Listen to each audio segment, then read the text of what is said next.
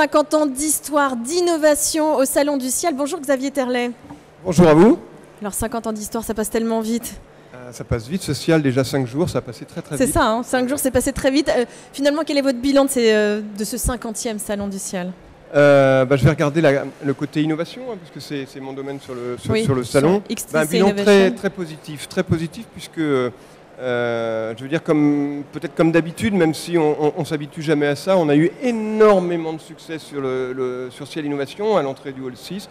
Là, en plus, on avait, je crois, cette année, sans doute, depuis la naissance de l'opération Ciel Innovation, la première était en 1996, et à chaque fois tous les 2 ans, sans doute le meilleur espace, la meilleure animation qu'on ait eue, parce que l'architecture était splendide. Oui. On avait, pour ceux qui ont eu la chance d'aller voir, oui, voilà, pour ceux qui ont eu la chance d'aller voir, beaucoup de nouveaux produits présentés. Je rappelle que cette année, on a battu le record des produits présentés par les exposants à l'opération Ciel Innovation, plus de 1700 nouveaux produits, et on en a retenu environ un peu moins de 800, 750. Pour leur caractère innovant. Et ces produits, pour la plupart, étaient présentés sur l'espace Ciel Innovation, donc beaucoup de nouveaux produits, énormément de visiteurs, je n'ai pas encore les chiffres exacts, on va les avoir sans doute bientôt. Oui, certainement. Mais je pense qu'on a battu le record de la dernière édition il y a 2 ans. Et puis, je dois dire, beaucoup de tous les distributeurs, j'ai vu toutes les centrales d'achat. Tous les distributeurs étaient là, alors évidemment françaises, Carrefour, Auchan, les indépendants comme Intermarché, Leclerc, Système U, Mono, enfin on les a tous vus. Et puis également des grandes enseignes, des enseignes d'Amérique du Nord qui sont venues, beaucoup, des enseignes asiatiques, des enseignes d'Europe de l'Est, enfin vraiment toutes les régions du monde en termes de distributeurs étaient présents.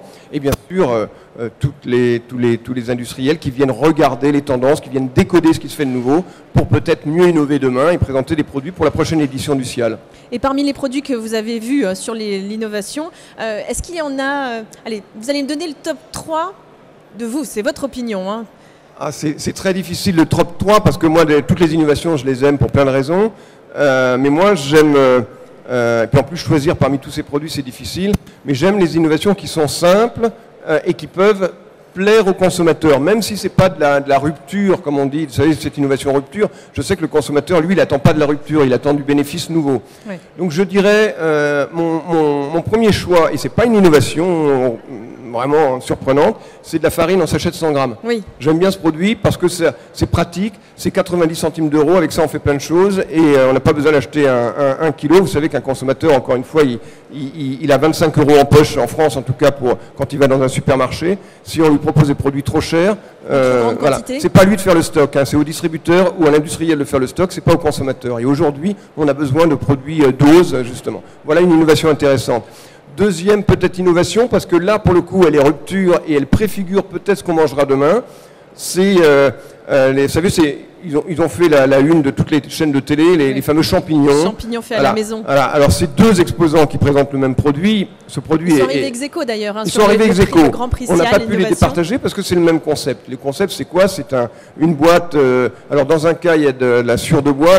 Dans l'autre cas, il y a du marc de café. Il y a du mycélium dessus, ce qui fait que vous arrosez un petit peu. Au bout d'une semaine, vous avez une première récolte de champignons. Vous coupez, vous pouvez faire frire, mettre dans votre salade, etc.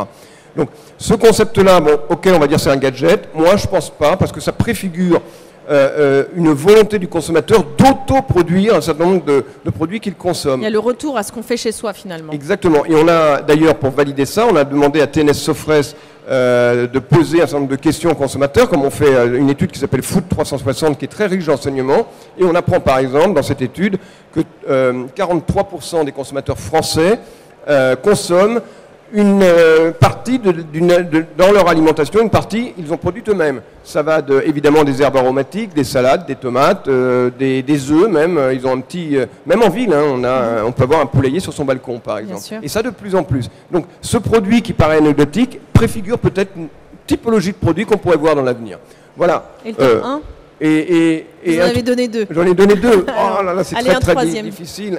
Un troisième, j'ai du mal, j'ai vraiment du mal. Là, vous avez vraiment aimé tout ça? Oui, si, un que j'aime beaucoup. Alors c'est tout bête, c'est un yaourt. C'est un yaourt, mais on a remplacé la matière grasse du lait par de l'huile d'olive. Ça lui donne, déjà il est plus léger, et ça lui donne, il est plus digeste, et ça lui donne un goût beaucoup plus onctueux. C'est étonnant. Voilà, ça peut paraître surprenant de mettre de l'huile d'olive dans un, dans un yaourt.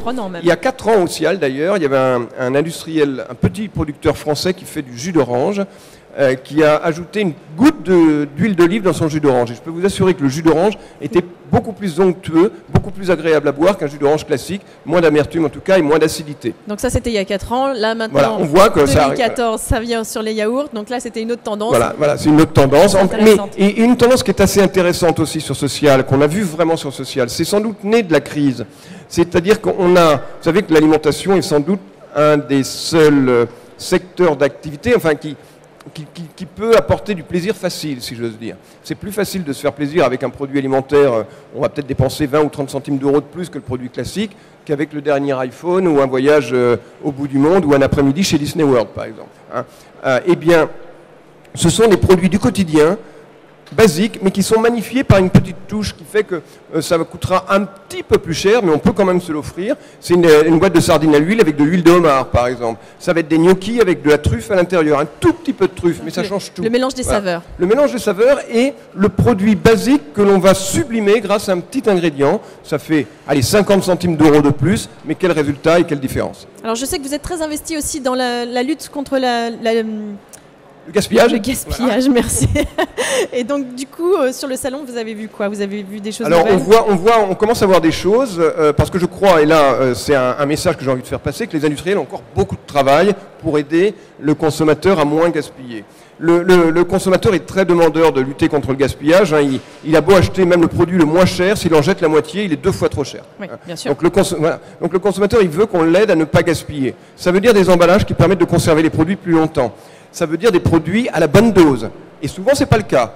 Moi, si je vais dans un magasin, on me dit souvent, tiens, tu achètes ce produit, tu en achètes 2, ou tu achètes le gros modèle, le gros volume, tu auras un prix plus intéressant.